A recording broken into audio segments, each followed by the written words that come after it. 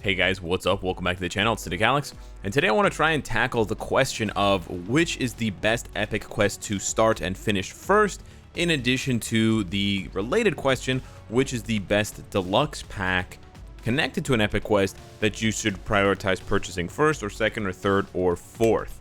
Now it's a bit complicated and it's a little bit convoluted because we have 5 epic quests, but we only have 4 deluxe pack characters. Sorry to Doctor Strange epic quest. And then it also becomes more complicated because they're really expensive. It's 6,600 crystals for the deluxe pack character, whether it's Magneto, Psylocke, Invisible Woman, or Richard Rider.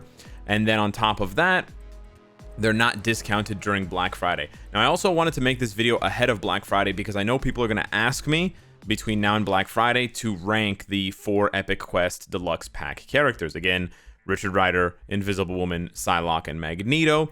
And it's a little bit unfair to try and rank them because Richard Rider is the newest, which means he's going to have a power spike over other ones, the other characters at tier 2. And then until now, Magneto is the only one of the 4 that can go to tier 3. So he has a huge unfair advantage over Invisible Woman and Psylocke and also Richard Rider. So it's not really an interesting comparison to look at the 4 characters. So rather, I'm just going to look at the epic quests themselves as well as the deluxe pack characters, and I will hope that netmarble will consider not only increasing our daily crystals, weekly crystals, monthly crystals. We need to be able to farm more crystals monthly so that these videos aren't so desperately needed that players are, like saving for months just to buy 1 deluxe pack, which is crazy. You could save for a whole year and possibly not have enough to do all 4, but also that they may discount them during Black Friday. Now, they've never done that before.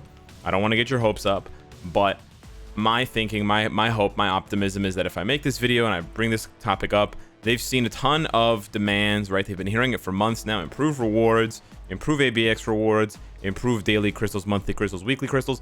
This is a really good topic to show why we need more crystals badly. Because a lot of content in game, i.e. the epic quests, is tied to these 4 characters, which represents almost 30,000 crystals worth of investment. Yeah, that's a lot of crystals, so it's just unreasonable to expect players to farm that much in any sort of time frame unless they're throwing mad cash around. So we'll start off with the epic quests themselves because I think it's important to identify first what's the best epic quest. Now, again, if you want to play the game at your own pace, this is just my opinion. If you just like X-Force better, if you just like Deadpool and his merry band of wisecracking, mutants, then go ahead and do that one first. If you love the first family, if you love Doctor Doom, you go ahead and do that one first. It's really up to you. None of the epic quests are bad. All of the epic quests have at least 1 meta character in them, so you're not going to be shooting yourself in the foot progression-wise by starting one epic quest over another. That being said, if you want to go for the absolute most meta choice, I feel like it really just comes down to 2 options for what you want to start first. Rise of the X-Men or the Galactic Imperative, which is the Guardians of the Galaxy epic quest. Now, I'm actually going to be giving the number 1 choice for myself my number 1 choice to this one here, because not only are you, by the end of the epic quest, not only are you getting a tier 3 Star-Lord, which just needs a 1,000 crystal investment to become a major player on your roster for GBR, World Boss, Alliance Battle, etc. You also get Beta Ray Bill, who is an absolute god monster. Phyla-Vell is an excellent support character for so many universals. Darkhawk is a decent free-to-play character. And then Richard Rider, the deluxe pack character, is outstanding as a leadership, main damage dealer, and support. He hits all 3 bells, and he hits them hard. Hit it very hard. So you can see here he's got for both of the game modes, for both PvE and PvP, he hits on all 3 categories. So he's an extremely versatile addition to your roster. This is the only epic quest where by default, without investing in any uniforms, you're getting 2 support characters off the bat. You're also getting a good leadership for Richard Rider. Beta Ray Bill's got a great leadership. There's just so much to get out of this epic quest. On the flip side, the X-Men epic quest, you have a lot of options for tier 3s. You've got Jean Grey, Wolverine, Cyclops, and Magneto. They have really pushed hard to tier 3 all of the mutants, and I would not be surprised. Oh, and Storm. I completely forgot about Storm. Sorry. And Storm. And I would not be surprised if they were to finish it off at the end of the year or early next year and give us Rogue tier 3. We're actually in desperate need of a speed tier 3. so it wouldn't be that surprising if Rogue actually did in fact get it, huh? Anywho, so yeah, you get access basically. You open up the possibility for 5 tier 3 mutants, 2 of which, or I guess 3 of which, are very, very good. You know, Jean Grey's number 1 or number 2 for PvP. Magneto's awesome for a lot of World Boss, Shadowland, and ABX content and GBR. And then Storm is very, very good for World Boss and some other content as well. So you have a lot of options there. Cyclops is more relegated to a support lead. Wolverine has some niche value as a PvP contender, but they're sort of falling behind. But the problem is they're tier 3s. So the amount of investment you're going to have to do, not only in this epic quest, but also then afterwards to the characters, right? Storm needs her uniform, Jean Grey needs a uniform, Magneto needs a uniform, Cyclops needs a uniform, Wolverine needs a uniform. They're all going to need their uniforms if you're going to tier 3 them. Even at tier 2, besides Cyclops, they're going to all need uniforms in order to perform at maximum value. So that raises the cost exponentially, but it's a good epic quest. In terms of the cost of the epic quests, unfortunately, the best epic quest is also the most expensive. So if you want to look at it from the cost, this is the most expensive epic quest. I went ahead and sat down and did the math and actually have this on my master guide. So I'll just put this up here quickly so you guys can see the cost. I'll zoom in here so you guys can see here the cost for these 4 epic quests. Now, I know that there's additional costs like rank up this character to 5 stars or that character, or the energy costs for the research missions. I'm not looking at those costs or, you know, play this or do that or gold, whatever. I'm just looking at the cost in terms of raw materials. Now, you do get some refund, right? So a lot of these quests, what they'll do is they'll ask you to get, for example, like a rank 5, 3 rank 5 black antimatter. So, you know, like this one, but rank 5. So like you need 3 of these. In the previous quest, if you completed the previous epic quest mission, they would give you 1 of these. I'm not counting that refund when I'm calculating the raw cost, and that's just something that I did on purpose throughout all of them, just in case for whatever reason you spent that thing and you didn't end up saving it over for the next epic quest mission, and also because it's just easier to track if you don't count all the refunds against the cost. So as you can see, it is tied for the Mr. Fantastic Epic Quest as the most expensive for Black Antimatter. It's 5,400 Black Antimatter, and you can actually see that although the Doctor Strange one is more expensive than Wolverine and Deadpool, the Wolverine and Deadpool ones introduce new materials: the Phoenix Feathers, the Mcron Crystals, and the Mcron Shards, the X-Men materials, the Mutant Rank Up materials. So technically, this one is probably the cheapest, although, you know, those materials have a cap. Then these 2 are the next cheapest, or possibly the cheapest. And then, yeah, these are the most expensive. But instead of 1,400 or 1,200 or 1,000 Chaos Norn Stones, or 800, it's 1,900. So it's 500 more than Mr. Fantastic. And then it also includes all of this other stuff here. It includes what did I just do? It includes 2,000...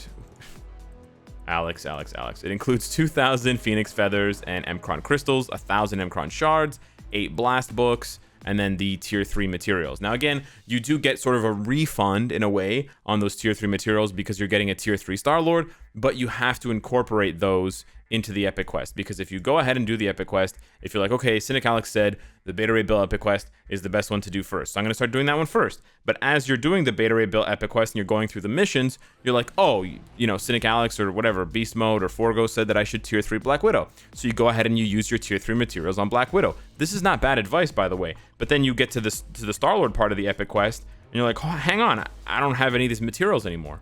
I only have 210 component packs. I can't tier 3 Star-Lord. So you have to count all of these as costs. Even though you do get a tier 3 Star-Lord, it's still considered a cost. So it is the most expensive epic quest. However, I do think it is still the best one.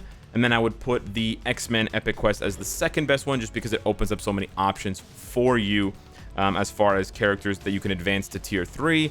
And that's really the end game of Marvel Future Fight, is getting tier 3 characters and then using them in high level content, whether it's Danger Room Extreme, Alliance Battle Extreme, they're all extreme, Story Mode Ultimate, GBR, World Boss Ultimate, or whatever World Boss Extreme is going to be, yada, yada, yada. Okay, so that leaves us with 3 epic quests. From here, it's a little bit of a toss-up. Unfortunately, the only good character from the Doctor Strange epic quest is tier 3 Doctor Strange. So for most players, I advocate that they do this epic quest last. It is kind of cheaper, but it doesn't incorporate any mutant materials. So if those end up getting capped, you're sort of wasting time collecting materials that can't be put into your inventory. They sort of expire.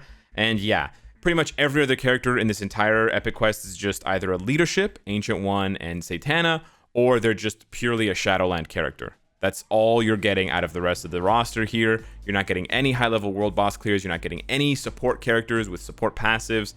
It's really slim pickings. And again, Doctor Strange only becomes good at tier 3 for existing content. So it's a very steep price to pay long term for what in my opinion is a pretty low, pretty shallow payoff. Whereas if you finish or at least start one of these epic quests, you invest the crystals into whatever, Richard Rider, you're getting a character at tier 2 who's producing so much for you as a support, lead, and main damage dealer for months before you would have finished the Doctor Strange epic quest. So yeah, we got Guardians of the Galaxy 1, we got Doctor Strange 5, we got X-Men 2, and then it comes down to X-Force and First Family. Now, there is a possibility that either Strife or Doctor Doom could get a tier 3 in the future. Same thing goes for Invisible Woman and Psylocke, because if they follow the same trend as the X-Men epic quest, they're going to want to tier 3 those characters like they did for Cyclops, Storm, Wolverine, and Magneto. These characters are not as popular as the original X-Men, but it's something. Now, if you look here, you've got, obviously Deadpool's a great character, Psylocke's good, Cable's good, Colossus is good, Strife is good.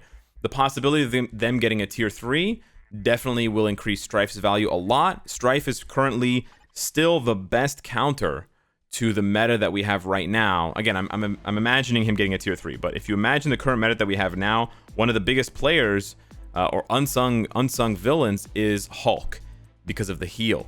Strife checks that heal so hard. Strife can solo Hulk because if he doesn't get killed by the Thunderclap, then he stacks up Fracture. Hulk can't heal anymore. He starts stacking the Fear, and he uses Incapacitation to remove the active buff from Hulk, which is that buff that increases his HP and, all that stuff, whatever, from his third skill. And he just locks Hulk into a cycle of Fear and Fracture, and then he just dies. So, yeah. Strife is a major check on a lot of PvP characters for now and for the future. Gladiator's another one. Again, he's got the type advantage. Gladiator heals, not when Strife is around. Same thing goes for Wolverine, etc. So Strife can still be Strife. He's on the horizon basically. And then Colossus is always going to be good because of the Phoenix 5 uniform.